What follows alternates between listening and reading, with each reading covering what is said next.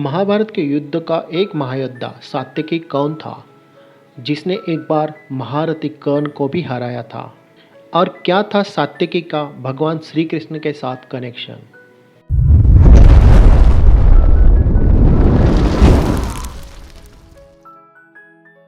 नमस्कार दोस्तों, स्वागत है आपका आज फिर एक बार द एशियंट वर्ल्ड में। आशा करते हैं आप खुशहाल होंगे। आज के वीडियो में हम बात करेंगे महाभारत के महायुद्ध का एक अनसंग वॉरियर सात्यकी। चलिए आज के वीडियो की शुरुआत करते हैं। उससे पहले दोस्तों वीडियो को लाइक करना मत भूलिएगा, और अगर आप चैनल पर नए हो तो प्लीज़ सब्सक्राइब द चैनल और नीचे दी गए बेल आइकन को प्रेस कीजिए ताकि हमारे वीडियो की नोटिफिकेशन आपके पास पहुंचती रहे। किसी कारणवश अर्जुन को एक बार अकेले ही 6 साल के प्रवास पर जाना पड़ा। तो उस समय अर्जुन ने सोचा कि क्यों न उस समय का उपयोग देशाटन करने के लिए किया जाए। उत्तर पूर्वोत्तर पूर्व दक्षिण भारत में घूमकर बाद में अर्जुन पश्चिम भारत में आ गया। वहाँ वो द्वारिका में 1 साल तक रहा, जो उसका ननिहाल भी था। द्वारिका के लोग ये जानकर बहुत प्रसन्न हुए। उनकी बुआ कुंती का पुत्र अर्जुन, जो एक श्रेष्ठ धनुर्धर के रूप में विख्यात हो चुका है, द्वारिका में निवास कर रहा है। उनमें एक व्यक्ति था युधान। वह यादवों का एक सरदार सत्यक का पुत्र था, इसलिए उसको सात्यकी भी कहा जाता था। वह एक श्रेष्ठ योद्धा था और बचपन से ही भगवान श्री कृष्ण का अनुयायी था। जब उसे ये पता चला कि अर्जुन काफ़ी दिनों तक द्वारिका में ही रहेंगे, तो वो अर्जुन को मिलने चला गया और उनसे ये प्रार्थना की कि क्या आप मुझे धनुर्विद्या सिखाएंगे। अर्जुन को लगा कि सात्यकी एक अच्छा शिष्य हो सकता है, तो अर्जुन ने उसे धनुर्विद्या सिखाई और अपने दिव्यास्त्रों को छोड़कर अपना लगभग सारा ज्ञान उसे दे दिया। उससे सात्यकी अत्यंत श्रेष्ठ धनुर्धर बन गया। सात्यकी कृष्ण की यादवों की सेना का सेनापति था।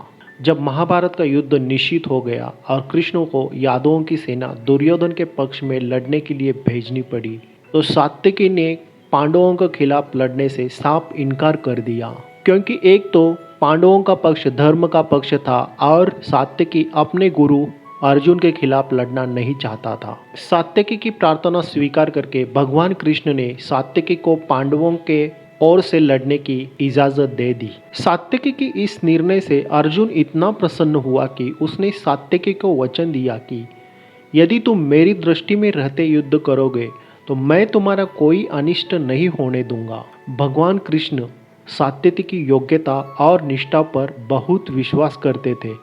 जब वो पांडवों के शांति दूत बनकर हस्तिनापुर गए तो अपने साथ केवल सात्यकी को ले गए थे। कौरवों के सभा कक्ष में प्रवेश करने से पहले उन्होंने सात्यकी को कहा कि मैं वैसे तो अपनी रक्षा करने के लिए पूर्ण समर्थ हूँ, लेकिन यदि कोई बात हो जाए और मैं मारा जाऊँ या बंदी बन जाऊँ, तो फिर हमारी सेना दुर्योधन की सहायता के वचन से मुक्त हो जाएगी और ऐसी स्थिति में तुम उनके सेनापति रहोगे और उसका कोई भी उपयोग करने के लिए तुम स्वतंत्र होंगे। सात्यकी बहुत समझदार था। वह समझ गया कि कृष्ण क्या कहना चाहते हैं, इसलिए वो पूर्ण सावधान होकर सभा कक्ष के बाहर ही डटे रहे। सभागृह के बाहर खड़े सात्यकी पर भगवान श्री कृष्ण का जो विश्वास था, उसके कारण दुर्योधन के व्यवहार को देखकर सभा कक्ष में कृष्ण ने कौरवों को धमकाया था। दूत के रूप में आए हुए मेरे साथ यहाँ कोई भी अनिष्ट करने से पहले आपको ये सोच लेना चाहिए कि जब हमारी यादव सेना के पास ये समाचार पहुँचेगा तो वह हस्तिनापुर की सड़कों पर क्या गजब ढाएगी।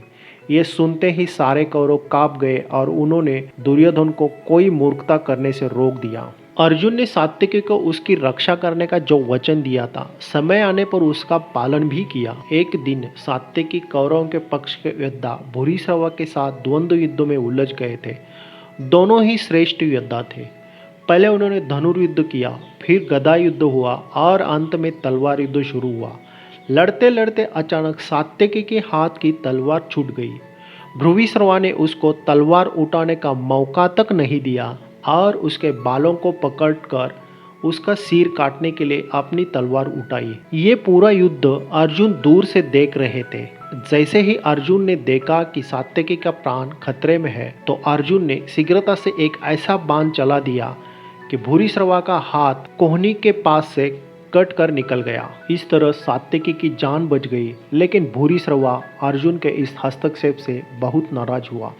युद्ध के नियमों के अनुसार जब दो बराबर के योद्धा आपस में लड़ रहे हो तो किसी तीसरे को उनके बीच में हस्तक्षेप नहीं करना चाहिए। भूरिश्रवा अर्जुन के इस नियम विरुद्ध कार्य के विरोध में युद्ध क्षेत्र में धरना देकर बैठ गया। ये देखकर सात्यकी को न जाने क्या सूझा। उसने अचानक तलवार उठाई और धरती पर बैठे भूरिश्रवा का सिर काट डाला।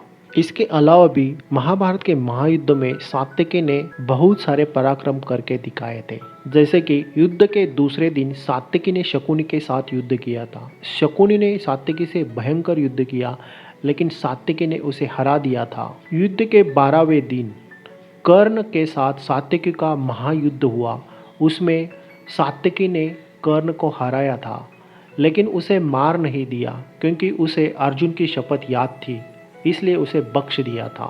युद्ध के 14वें दिन में भी सात्यकी की बहुत अहम भूमिका रही है। उस दिन जब अर्जुन को जयद्रथ को मारने का अपनी शपथ पूरी करनी थी, उस दिन युधिष्ठिर को बचाने का जिम्मा सात्यकी पर था, क्योंकि कौरवों की सेना अर्जुन का लक्ष्य न होने का फायदा उठाकर युधिष्ठिर को बंदी बनाने का प्लान बना चुकी थी। उस दिन सात्यकी और धृष्टद्युम्न ने द्रोण के साथ बहुत लंबी लड़ाई लड़ी थी। रात्रि की युद्ध में सात्यकी ने दुशासन को तलवार से द्वंद्व किया था और उसे हराया था।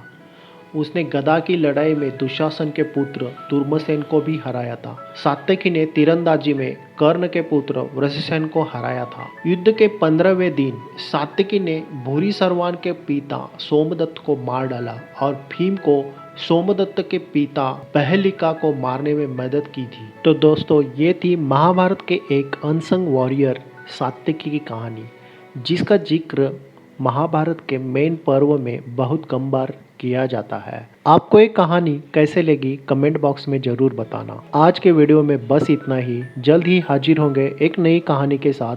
तब तक देखते रहिए द एशियंट वर्ल्ड।